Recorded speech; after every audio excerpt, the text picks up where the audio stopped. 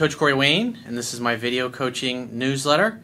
And the topic of today's newsletter is going to be leave with dignity or stay and fight. I've got an email here from a woman. I've answered 1 or 2 emails from her in the past. And what's really cool about this email is I've seen a progression in her. When she first came to me, she was being a little needy, a little insecure. And this guy that she's now, I guess her current boyfriend, he had lots of ladies in his life. He was always kind of treating her like a second-class citizen. So she started applying some of the things that I was suggesting. And eventually this guy got rid of all of the other girls and completely focused on her. And so as her inner strength has grown, and she's basically got all the power in the relationship now, and what she realizes, this guy's basically a needy, insecure, control freak, jealous jackass. And so they haven't been getting along. He always gets upset with her, accuses her of things that she's totally innocent of, and she's pretty much had enough. And so she wants to know what my opinion is on the particular situation. So I've got a quote that I wrote on this topic, and then I'm going to go through her email. And the last one that I did for her was, I can't remember how many months ago, but it was called Always Be Positive, Playful, and Charming. And on the article of this video on my website, I'll have a link to that, so if you want to go back and see where she was and like the progression of how things have gone. It's just, I love to see it. I love to see men and women learning this stuff, taking their power back, and being able to be at choice in their relationships. And you've probably heard me say many times in the past that like attracts like. And so it's interesting that both of them had needy and insecure tendencies, and then she's basically overcome hers, and this guy, basically his have been totally revealed, because I remember in their first emails it seemed like this guy had totally had his shit together, and now that he's really into her, we get to see what he's really like. So the quote says, "Life doesn't happen to you, it happens for you. Every person and life circumstance that comes into your life is there to help you grow and become a better version of yourself. In life, sometimes you're going to grow at a much faster rate than those you are in relationship with, and eventually outgrow those relationships to the point where those people aren't in your life anymore. You also will encounter people who learn and grow much quicker than you do, and therefore they may outgrow and leave you. The worst thing you can do in any relationship is to try and change someone or mold them into what you think they should be. Love people for who they are and send them feelings of love even if you have to leave them behind. Long-term relationships of all kinds will only thrive and survive if both people are continually growing, finding value in the relationship, communicating, and becoming better together over time." So let's go through her email and see what's transpired since the last time. She says, "Hello, Coach. I'm writing to you once again for some male insight. You have previously answered my email in the video, Always Be Positive, Playful, and Charming. Long story short, I ended up with this guy, and as soon as I was ready to walk away, he decided to drop all of his games, women, and commit to us. The strongest negotiating position in anything in life, business and personal, is being able to walk away and mean it. In other words, you want what you want, and the other person offers you terms that are not to your liking. That means you turn around, you walk away, and you never look back. That's what walking away and meaning it means. That means you're done. That means they're never going to hear from you again. It doesn't mean you go no contact for a few weeks or 30 days and then start chasing them again. The idea is you want something, and they're offering you something that's different than what you want. And therefore, out of self-love and self-respect, you're going to say, I'm not interested in this. But I'd love to work it out. Give me a call if you change your mind. So it's like you leave the door open, you don't burn the bridge, but it's up to them to say, you know what, I really don't want to lose that person forever. Maybe I should be a little bit more flexible. Maybe I shouldn't have been such a jackass. Maybe I shouldn't have been so hard-headed. Maybe I reacted a little emotionally, a little harshly, and maybe now I regret that. Because we all, men and women both, we always look through the past through rose-colored glasses. Even when things are really bad and really negative, as the weeks and the months go by, It's like we tend to only remember the really good times. We look through pictures, and in a picture, everybody usually is always smiling and having fun. And so those are the things that you kind of think about. You forget all the bad times. That's why it's so important when an ex or somebody you screwed up with starts contacting you, is that you think about how what you're doing and saying is going to make them feel. And if it makes them smile and it makes them happy, well, that's what they're going to associate with interacting with you. She says, we made it official, and since then, a lot of things have changed. This man, not only is he extremely jealous, but also insecure. And what's interesting is because she was doing so much over-pursuing and getting jerked around, she never backed off enough to really see what this guy was really like. She says, I understand that I am attractive, popular, strong, confident woman, and I feel that this is his reason to be what he likes to call overprotective, which to me translates as being controlling. And by the way, she included a selfie, and fucking gorgeous. Last time she included her Instagram account, and she's a fucking beautiful woman. She's definitely the kind of woman that I like. Dark hair, dark eyes. Fucking awesome. And if this schmuck loses her, she's going to have zero problem meeting a new guy. Hey, when are you free to get together?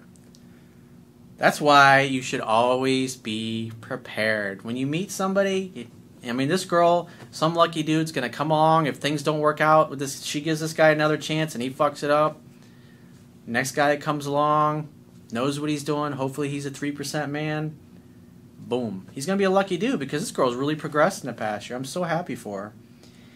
She continues on. He throws tantrums. That sounds real mature. Accuses me and attacks me because he is insecure. Yeah, so he's basically projecting his own self-hatred and self-loathing and all of his insecurities and doubts onto you and saying it's all your fault.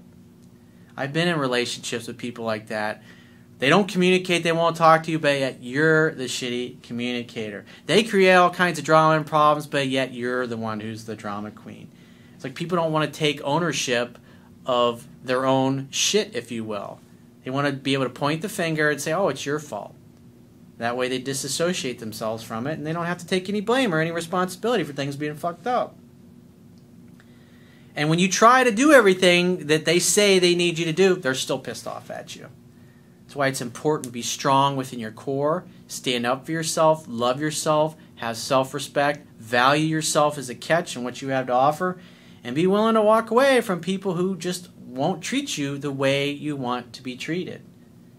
All of life is a negotiation. You don't get what you deserve, only what you negotiate. For example, on the night of his birthday, I planned a surprise dinner with his closest friends, and we went out for drinks after dinner. That's really fucking sweet. That tells me this girl is a fucking giver. That's awesome. That takes a lot of thought, a lot of care, and a lot of effort. Not all women are like that. I had two of my girlfriends meet us there. When I got there, I went to the bathroom to look for them, but they happened to be in another bathroom. So I walked towards the bathroom, leaving him behind at the bar. Instead of entering the bathroom, I sat outside of it waiting for my girlfriends to come out. One of his friends saw me sitting and asked, "Have you found the girls?"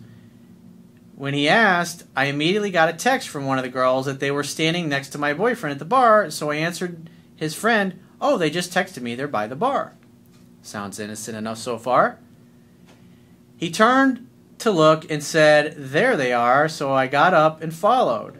According to my boyfriend, I initially left behind his friend, got lost for 15 minutes, and came back with him, and then I must have gone to do something with him, so we got into a huge argument. That sounds like a barrel of fucking monkeys.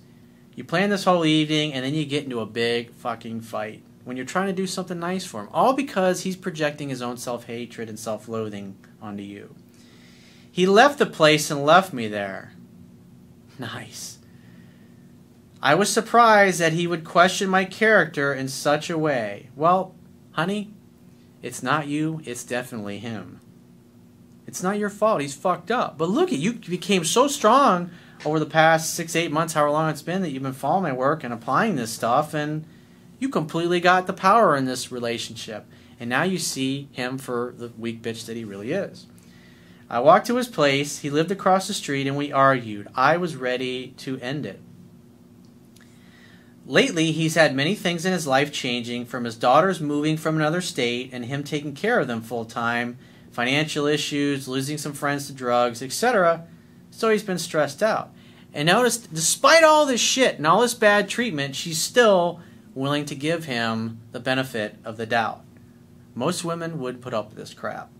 But hey, these are the kinds of relationships you learn a lot in these kinds of situations. Even though they hurt like a motherfucker, you learn. He tends to be very short-fused and looks for the stupidest reasons to argue with me. I try to calm things down, ask for communication, and always try to fix things, but end up feeling guilty for his own insecurities over things I have never done or will ever do. That is fucking awesome. The fact that you're willing to communicate, he's a schmuck. I went from spending weekends with him to seeing him twice in over 2 weeks because all he does is argue with me, and I ran out of ways to approach him. Remember, no one will ever do or say anything to you that you don't invite them to do. You don't chase after somebody who treats you like shit or who does this. When he's being an asshole, if you'd have gone across the street and say, that's really immature, I plan all this stuff, for your friends are all there, for your birthday, and this happens. So you got two choices. You can come back over, you can apologize to me and come back to the club and we can celebrate your birthday and have a good time, or I can leave and you can call me when you're ready to start acting like an adult. So what's it going to be? And more than likely he probably would have thrown a temper tantrum, told you it was all your fault. I'd say, great. You call me when you're ready to start acting like a man instead of a little boy. And leave. I tell him he has terrible communication skills and he's extremely stubborn. Well, that's not going to be helpful because you got to remember, us guys, we want to feel successful in making our woman happy. And you basically told him he sucked ass, and he's not a successful man, and so that's going to cause a guy to withdraw. So a better way to phrase that is say, honey, I love you, I adore you, and I really want to work things out, and I really like it when you're calm and you talk things out and we communicate in a loving manner. If we're going to stay together, that's the way it needs to be, because the way things are, you yelling at me, my life's a drama-free zone, and I'm over it. And if he just continues to be abusive, say, I'm out of here, call me when you calm down and you're ready to act like an adult because I'm over this. You got to give him a chance, but at the end of the day, if he wants to fuck it up, he's going to fuck it up, and there's not really a lot you can do about it. I asked for a call for us to meet and talk, but he completely ignores me. This tells me now you're kind of reverting back to your old ways of chasing somebody who's disrespecting you. This basically, you're enabling his behavior. You're actually inviting him to do more of this crap. That's why when people treat you right, they get the gift of your time. That's the most precious gift you can give anybody. But when they treat you like this guy does, they get the gift of missing you. You don't keep calling and trying to change his mind. This is obviously some of those same needy tendencies of yours, over pursuing, reaching out. And this is kind of what he was doing to you in the beginning, jerking you around, because no matter how poorly he treated you or how much he ignored you and went with other women, you kept calling. But once you stopped all that crap, it completely changed the power dynamic in your relationship. So you need to fall back on those things. Never give people permission to continue mistreating you. And that's basically what you're doing at this point by continuing to pursue somebody that acts this immature. I asked him last Thursday if we could go to see a DJ who is going to be in town and that I would get tickets for us to go, and he said yes. I asked him 2 days later if we were still on for Friday, and he replied saying he honestly didn't want to go. Well, number one, you shouldn't be confirming dates, because to confirm a date means that you're not worthy of somebody keeping your date. And, I mean, fuck, honey, you don't need to be putting up with crap like that. I mean, you're fucking gorgeous. I mean, seriously, come on, have some self-respect. You can do fucking better. I told him I really wanted him to come and didn't want the tickets to go to waste, but if he wanted, I could ask one of my girlfriends to come with me. He replied, you've been wanting to go, so go do you. So you make a date with the guy and then he blows you off. So go do you. Don't call him anymore. You don't continue to reach out to somebody when they treat you this way. Fuck that noise. You're just inviting him to continue being this way. So in some respects, you are a part of the problem because you continue pursuing even after you get disrespected. I know you're trying to work things out, but you don't reward bad behavior with your time. You only reward good behavior with your time. Bad behavior always gets the gift of missing you. We made plans last Saturday, and due to snow, we weren't able to meet, and so I posted this on my Facebook. Waited all week for the weekend to stay home, shaking my head. And he attacked me saying I was looking for plans on Facebook. More self-hatred, self-loathing projecting onto you. This is obviously a pattern that he learned in his family growing up. This is how probably everybody in his family behaves with one another. I'm unhappy, I'm sad, I'm hurt, and it's all your fault. It's just a vicious cycle.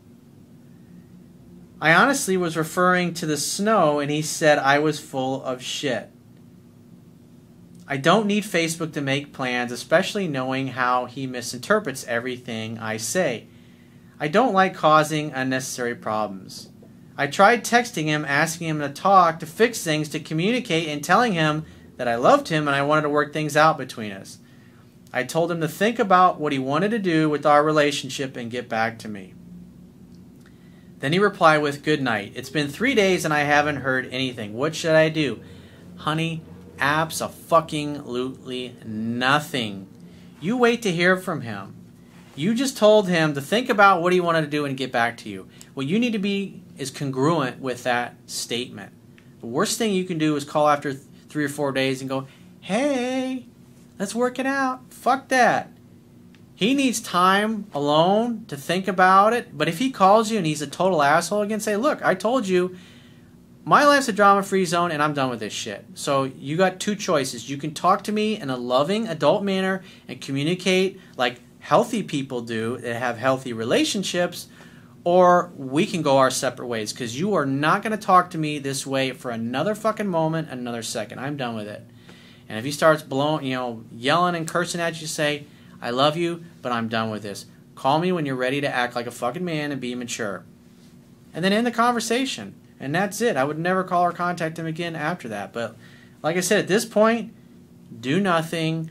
But if he calls you and he's abusive again, don't fucking tolerate that bullshit. That's where you're going wrong here, is you're tolerating this behavior and not walking away from it. And you're continuing to pursue him, which is basically inviting him to continue abusing you and treating you this way. Remember, no one will ever do or say anything to you that you don't invite them to do. And you're constantly inviting this guy to treat you this way. So if you do that, one of two things are going to happen. He's going to continue to be a jackass, and if he just won't change, then I would walk and move on with your life and meet a great guy. Because look at all you've learned. Look how much better you are. Look how all the insecurities and fears and doubts you've overcome. You've been able to attract this guy to you who was basically treating you like a second-class citizen. And now he, once again, is not only is he treating you like a second-class citizen, but he's being verbally, emotionally, and mentally abusive. That's not fucking acceptable. Because, honey, quite frankly, you don't fucking need to put up with it. You can do much better than that. But, I commend you on all the fact that you've been willing to give him chance after chance after chance. And, at some point, enough's fucking enough. So if you'd like to get my help personally, the quickest way is to book a paid phone, Skype, or email coaching session with yours truly. You can choose any of those options by going to my website, clicking the products tab at the top of your screen, and just follow the instructions for booking whichever option works best for you. And I will talk to you soon.